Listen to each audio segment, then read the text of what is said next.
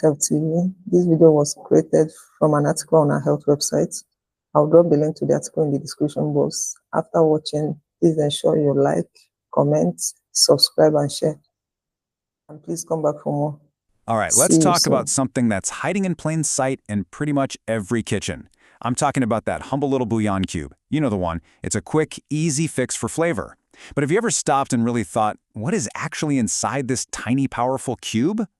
I mean, seriously, they're everywhere, right? You've probably got a box in your pantry right now. They promise this explosion of flavor in just a few seconds. So today, we're going to peel back that foil wrapper and find out what's really going on in there. Okay, so first, why are these things so incredibly popular? Well, it's not exactly a mystery. For one, they're super affordable. They're also crazy convenient, especially when you're in a rush. And you always know what you're going to get, a consistent, intense flavor every single time. It's a reliable shortcut, and who doesn't love a good shortcut? But, you know, that reliable flavor has to come from somewhere. So now we get to the heart of it. Let's actually unpack what's inside these cubes, and we're going to go through it ingredient by ingredient. So here's the typical lineup. You've got your main players, like salt, a lot of salt, and then these powerhouse flavor enhancers, like MSG. Then you have stuff like hydrogenated oil that literally gives the cube its shape. And yeah, sometimes you'll find tiny, trace amounts of actual dehydrated veggies or meat. Let's start with the big ones. First up, and this will be no surprise, the #1 ingredient is salt. It's the star of the show, for sure. It doesn't just add a salty taste, it actually makes all the other flavors pop. Plus, it's a fantastic preservative, which explains why those cubes can sit in your cupboard for, well, forever. Okay, next is probably the most famous, or maybe infamous, ingredient on the list, MSG. This is the stuff that delivers that deep, savory, kind of meaty flavor we call umami. What's interesting is that it's found naturally in foods like ripe tomatoes and Parmesan cheese. Its whole job in a seasoning cube is to talk directly to the appetite center in your brain and say, hey, this is delicious. So what holds this little brick of flavor together? That would be hydrogenated oil. Basically, they take a liquid oil, like palm or soy, and use a chemical process to make it solid at room temperature. Now, the key thing to know here is that this process creates trans fats. Great for making a sturdy cube, but, as we're about to see, maybe not so great for our bodies. And to really round out that deep, savory profile, you'll often find hydrolyzed vegetable protein, or HVP. Now, hydrolyzed is just a fancy word meaning the protein from plants like corn or soy has been broken down.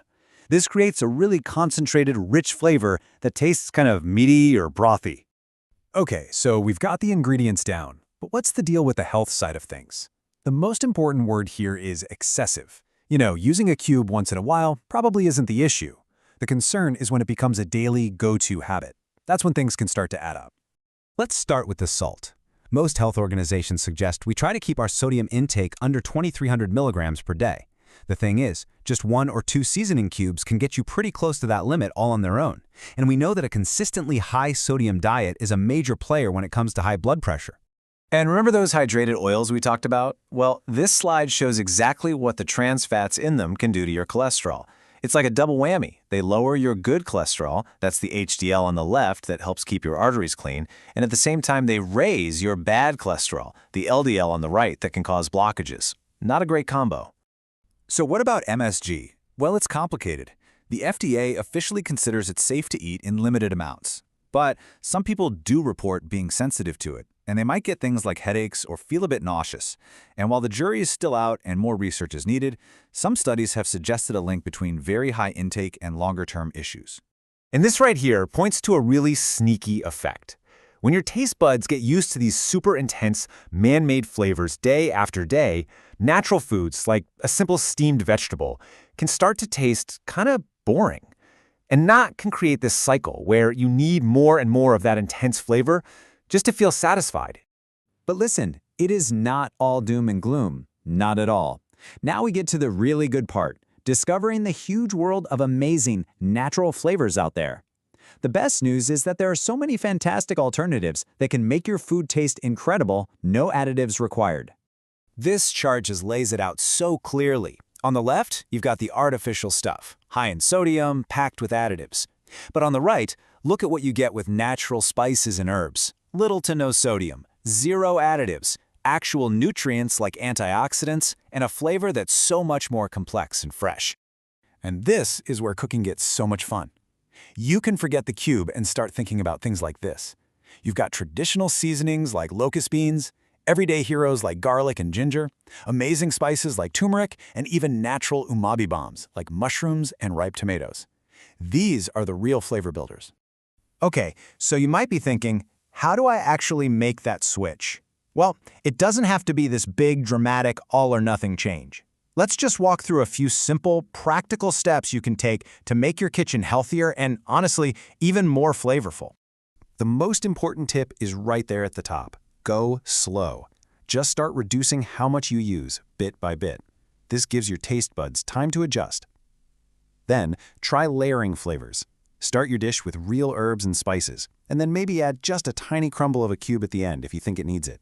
And of course, cooking fresh and reading labels puts you in the driver's seat. And when you do look at that label, here's your cheat sheet. First, find the sodium content. Then, scan the ingredient list for the words hydrogenated oil, and start to recognize the names of those flavor enhancers and their codes.